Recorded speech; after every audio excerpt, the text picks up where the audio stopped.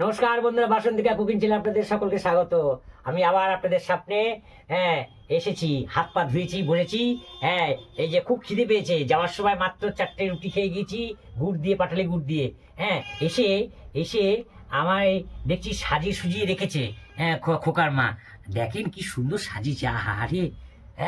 দেখেন হোটেল থেকে যেন নিয়ে এসছে মনে হচ্ছে, কি সুন্দর, একেবারে সুন্দর সাজানো।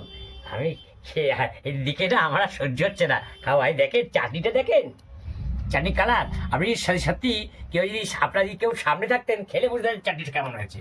দারুণ। দেখুন একদম কি সুন্দর সাজানো, ডালাখানা সাজানো। দেখেন কি কি রান্না, দেখেন সাদা ভাত, কপি দিয়ে, পেঁয়াজ কলি দিয়ে, বেগুন দিয়ে ভাজা, বেতের শাক, মাছের ঝোল, আর চিকেন, একদম কষা চিকেন। বেতের শাকটা বেগুন দিয়ে করা, বেগুন দিয়ে, বেগুন দিয়ে করা। বললাম বেগুন দিয়ে করেছে, বললো। এই খাওয়াগুলো দেখে আমার না শরীরটার মধ্যে মনে হচ্ছে না কখন খাবো। তো এইটুকু হচ্ছে দেখালাম দুপুরের খাওয়া। কেমন লাগছে আপনারা অবশ্যই লাইক করে দেখবেন। আর আপনারা বলছেন এক পোশাক, আমি সে কি রাতে জামাটা ছেড়ে পেলি, জামাটা না আমার পকেট আছে, পকেট হলে তো হবে না। এই পকেটটা আমি এই জামাটা পরি কেন, গরমকালে শীতকালে না অনেকগুলো জামা প্যান্ট পরতে হয় আমার, একটু শীত কাতুরে।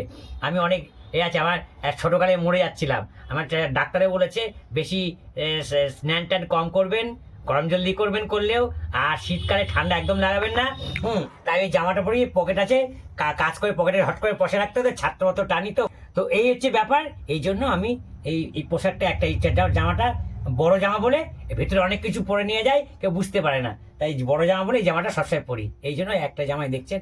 আমি গরমকালে আসলে প্রতিদিন দুদিন পর পর একটা করে জামা পাল্টাই। নানা রকম কালারের জামা আছে, 7-8খানা জামা আছে।